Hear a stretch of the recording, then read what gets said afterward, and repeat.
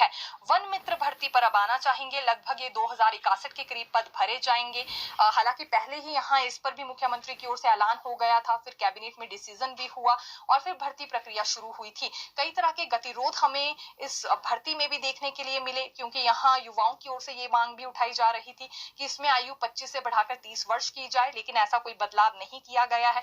जो क्राइटेरिया तय हुआ था भर्ती नियमों को लेकर, तो उसमें उम्र अब 25 ही रखी गई है। और जो 10 मार्क्स इंटरव्यू के रखे गए थे, उस पर भी कई तरह के सवाल उठाए जा रहे थे कि इंटरव्यू सिस्टम क्यों है, ये अप्रोचेस सिस्टम है, इसमें अपने चहेतों को ही सरकार की ओर से नौकरियां दी जाएंगी, तो ये भी नहीं होना चाहिए। लेकिन इसमें भी कोई बदलाव नहीं हुआ है। इस बीच राहत भरी खबर ये है कि फिलहाल ये भर्ती अब शुरू होने जा रही है और ऑनलाइन आवेदन भी इसके लिए मांग लिए गए हैं। हालांकि ऑनलाइन और ऑफलाइन दोनों मोड पर आप आवेदन कर सकते हैं।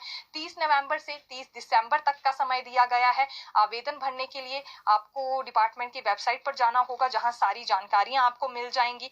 पहले देखिए भर्ती की तारीख को लेकर संशय एक तरह से बना हुआ था, लेकिन अब आवेदन मांग लिए गए हैं।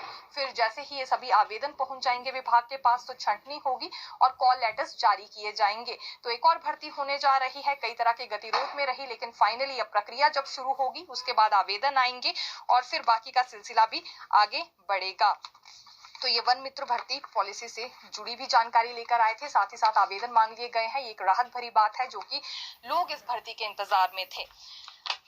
अब पेंडिंग भर्तियों पर आना चाहेंगे, क्योंकि विजिलेंस ब्यूरो की ओर से एक बड़ी बात सरकार को कही गई है। वो ये है कि अभी तक विजिलेंस ब्यूरो की ओर से रिपोर्ट इसलिए सबमिट नहीं हुई है क्योंकि फॉरेंसिक साइंस लैब से ही रिपोर्ट नहीं आई है।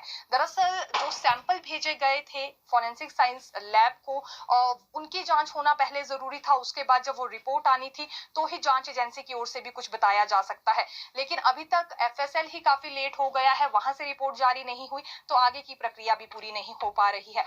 दूसरी बड़ी बात इन्होंने ये कही है कि वो पोस्ट कोड्स जिसमें एफआईआर दर्ज नहीं है, उस पर जांच एजेंसी की ओर से कोई भी रोक नहीं लगाई गई है, इसलिए वहां प्रक्रिया पूरी हो सकती है। कम से कम ऐसे पोस्ट कोड्स में रिजल्ट जल्दी घोषित होना चाहिए। ये एक तरह से सरकार को सजेशन भी दिया गया है और हम इसे एडवाइस भी कह सकते हैं। दूसरी ओर अगर हम जीओआईटी पोस्ट कोड 817 की बात करें, तो भले ही इसमें देखिए सुप्रीम कोर्ट की जजमेंट आ गई है और ये कॉपी कार्मिक विभाग को भी मिल गई है, लेकिन बड़ी बात ये भी है कि इसमें भी एफआईआर दर्ज है और विजिलेंस ब्यूरो की रिपोर्ट इसमें आना भी जरूरी है। यानी कि विजिलेंस ब्यूरो से ही आगे की प्रक्रिया पूरी करने में इसमें अपडेट लेनी होगी। तो कुल मिलाकर विजिलेंस ब्यूरो ने ये हवाला दे दिया है कि जब तक एफएसएल लेट रहेगा तब तक जांच एजेंसी भी कुछ नहीं कर पाएगी। अब यहाँ फॉरेंसिक साइंस लैब की ओर से कब तक रिपोर्ट जारी की जाती है, इस पर फिलहाल एक सवाल बना हुआ है, क्योंकि काफी देरी हो गई है और बेरोजगार युवाओं के सब्र का बांध टूटता हुआ नजर आ रहा है। अब सीएम सुक्खू के दौरे से संबंधित अपडेट लेकर आए हैं। हालांकि ये राज्य चयन आयोग से जुड़ी भी बड़ी अपडेट है।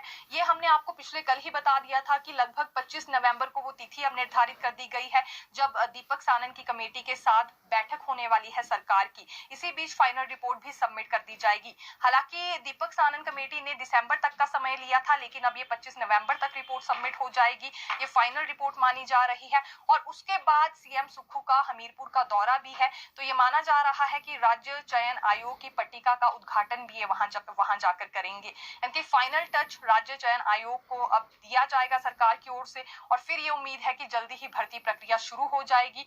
अभी देखिए अध्यक्ष की नियुक्ति हो गई है, लेकिन कितने मेंबर और नियुक्त करने हैं इस पर अभी तक सवाल बना हुआ है। ये फैसला लेना सरकार को बाकी है, इसलिए उम्मीद है कि अब जल्दी ये आगे की प्रक्रिया भी पूरी हो पाएगी और भर्ती प्रक्रिया का इंतजार, नई भर्तियां क्योंकि अभी तक नहीं हो पाई है। और अब सरकार की ओर से ये भी कहा जा रहा है कि क्लास 3 की ऐसी भर्तियां जिसमें आधा ही प्रोसेस पूरा हो पाया था, वो भी जिम्मा अब यहाँ राज्य चयन आयोग को ही दिया जाएगा।